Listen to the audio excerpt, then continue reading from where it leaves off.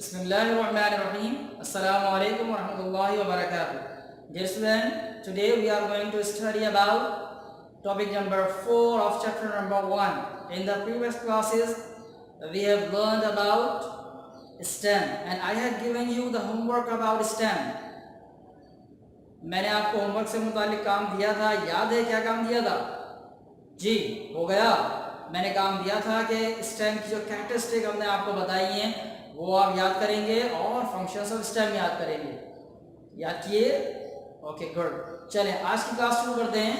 आज भी बहुत दिलचस्प गुफ्तगू करने जा रहे हैं। तो आज का हमारा टॉपिक है द रूट। कोई नई चीज़ तो नहीं है ना?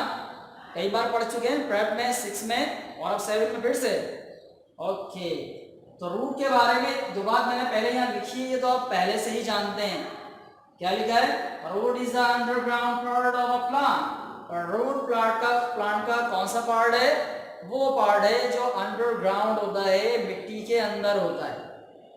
ठीक है, और इसके साथ साथ एक दो बातें और भी हैं जो आप जानते हैं। ये नॉन ग्रीन होता है, यानी ग्रीन कलर का नहीं होता आमतौर पर, और इसके ऊपर पत्ते नहीं होते, फ्लावर और फ्रूट नहीं होते।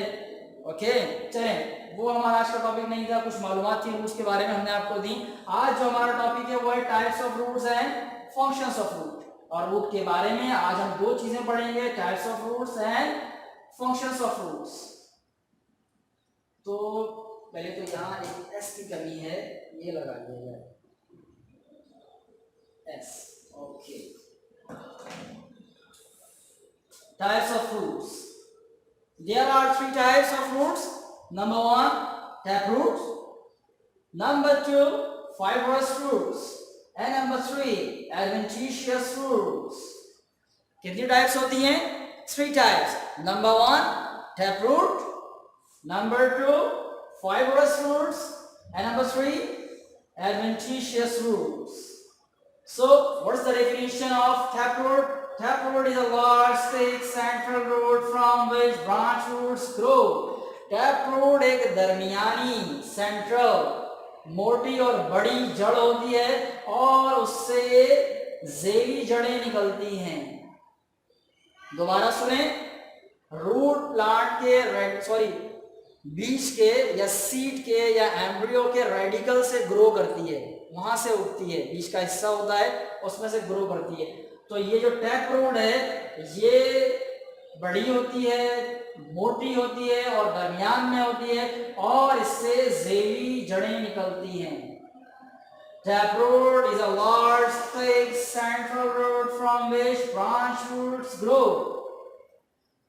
Example, carrot and radish.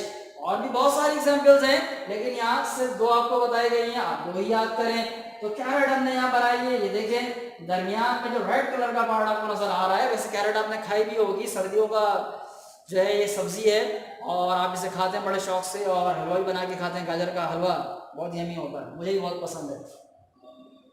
तो ये जो रेड कलर का पार्ट होता है ना गाजर का, वो टैपरूट है और उसके ऊपर जो बारीक बारीक जो छोटी छोटी सी मूछें टाइप की निकल रही होती है ना, धागे निकल रहे होते हैं, वो उसकी ब्रांच रूट्स होती हैं।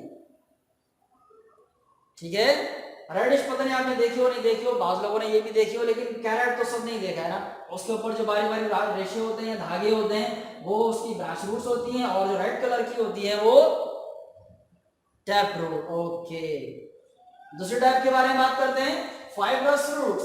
फाइब्रस फाइबर से निकला है धागे की तरह।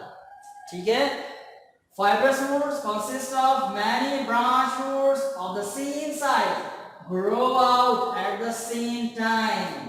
Fibrous roots ऐसी roots होती हैं जो सेम साइज की होती हैं और एक ही जगह से एक वक्त में निकल जाती हैं।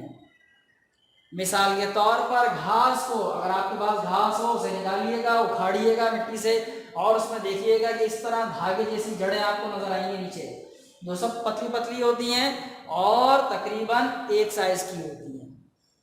तो फाइब्रस रूट्स मैंने बताया कि फाइबर से निकला है, यानी धागे की जड़ा होती हैं, रेशे की तरह होती हैं जड़ें, और फाइब्रस रूट्स सेम साइज की होती हैं और सेम प्लेस से एक ही वक्त में निकलती हैं।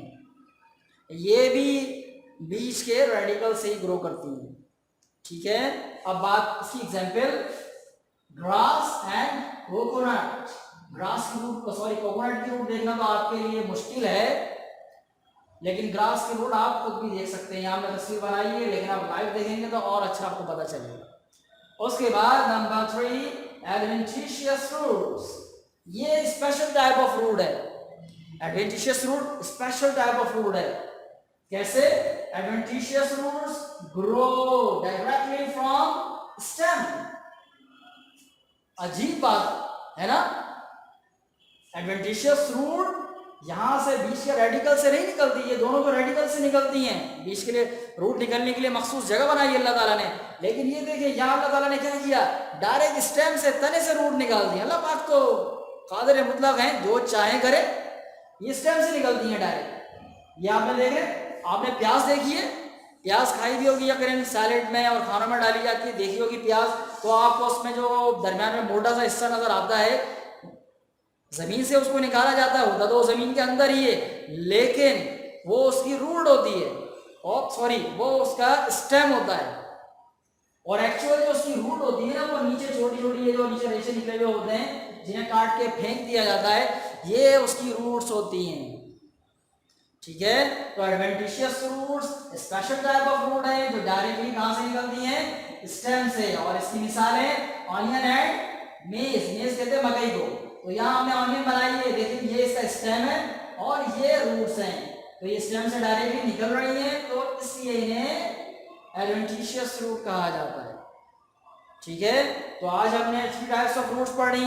Number 1 taproot, number 2 fibrous root, number 3 adventitious root. अब बात करते हैं फंक्शंस ऑफ रूट। रूट का काम क्या है? रूट की जो फंक्शन है वो आप लोगों के लिए कोई नई बात नहीं है, ये भी आप प्रेप से पढ़ते चले आ रहे हैं। प्रेप में आपको पढ़ाया गया था रूट का काम, याद आया?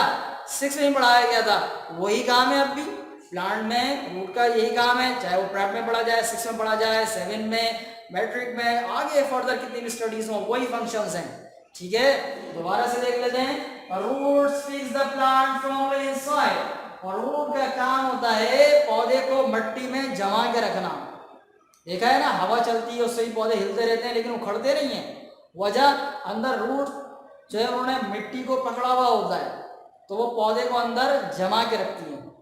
और उसके बाद most important word, most important function of root, roots absorb water and minerals. और रूट का काम वाटर और मिनरल को एब्जॉर्ब करना है, जो कि फूड मैन्युफैक्चरिंग प्रोसेस में इस्तेमाल होता है। तो रूट का काम वाटर और मिनरल्स को एब्जॉर्ब करना। एक नई इंफॉर्मेशन 7 क्लास के लिहाज से कि रूट्स ये वाटर और मिनरल को एब्जॉर्ब करने का काम कैसे करती हैं, कैसे जज्ब कर लेती हैं। इनमें क्या लगा होता है? ऐसा कोई फोम है या कोई मशीन लगी हुई है, सक्शन मशीन, जो खींच लेती है अंदर? नहीं, ऐसा नहीं है। अल्लाह रब्बुल इज्जत ने ये जो रूट्स होती हैं, चाहे वो ये हो, इस तरह की हो, इस तरह की हो, कोई सी भी रूट्स हो, सब के ऊपर अल्लाह ताला ने बारीक बारीक बाल पैदा किए हैं, जो ऑलमोस्ट माइक्रोस्कोपिक होते हैं। आम आंख से वैसे नजर नहीं आते, हाँ मैग्नीफाइंग ग्लास से देखे जा सकते हैं। तो ये रूट हेयर बड़ी मिकदार में मौजूद होते हैं, और यही एब्जॉर्ब वाटर और मिनरल्स का काम करते हैं। ठीक है, तो आज की क्लास में हमने पढ़ा कि रूट्स की कितनी टाइप होती हैं, 3 type. Okay, number 1 taproot, number 2 fibrous root, number 3 adventitious roots. और उसके बाद हमने रूट्स के फंक्शन पढ़े।